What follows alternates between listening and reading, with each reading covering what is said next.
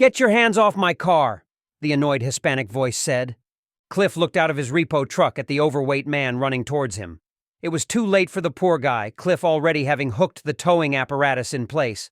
For a brief moment, he contemplated having a unique and in-depth conversation about the benefits of keeping up with your car payments, but instead he simply drove off, the $40,000 vehicle with 4 missed payments dragging easily behind. The Hispanic gentleman chased after him for about 10 meters before giving up.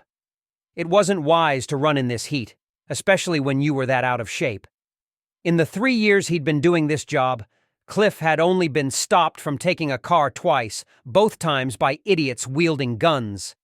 Didn't they understand how ridiculous that was? One call to the cops had seen them arrested, as well as losing their cars. Usually he was in and gone before the hapless motorist even realized. That was the way he preferred it. This was Cliff's second repossession of the day. He absolutely loved this job and preferred to start early because that way he could catch people at home when they were off guard.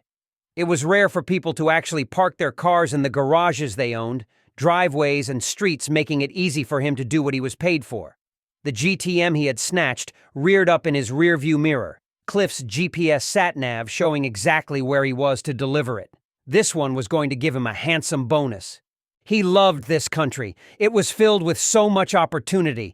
Cliff would never make that delivery. He was on the 10 where it crossed over the 110 when the catastrophic earthquake struck. The impact was swift and violent, the road beneath him shaking and cracking, causing the surrounding cars to swerve as drivers panicked. To his left, a black Ford Ranger slammed on the brakes. The semi-trailer behind it, unable to stop, slammed into the truck and jackknifed across the carriageway. This naturally led to more collisions, with drivers traveling too fast to react in time. As accidents went, that was bad enough, but it would barely register when the death toll of the morning's disaster was tallied up. Cliff slowed, concrete dust exploding into the air as parts of the freeway fractured. Unbeknownst to him, the support pillars under him were devastated by the suddenness of the Earth's revolt, and almost in unison, they shattered. The road collapsed in on itself, Cliff's truck falling down, the vehicle he was dragging crunching loose. Before he impacted the road below, his whole world rushed into his throat as gravity claimed him. Like hundreds of people that day, Cliff didn't get to recount his experiences of the greatest earthquake to hit California in recorded history. It was 9.6 in magnitude, damaging most of downtown LA, as well as setting parts of the city on fire as gas lines fractured.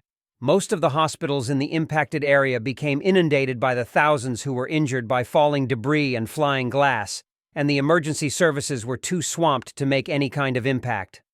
As natural disasters went, it wasn't the worst thing to hit the United States of America in its recorded history. That would come later, not just for America, but for the entire world.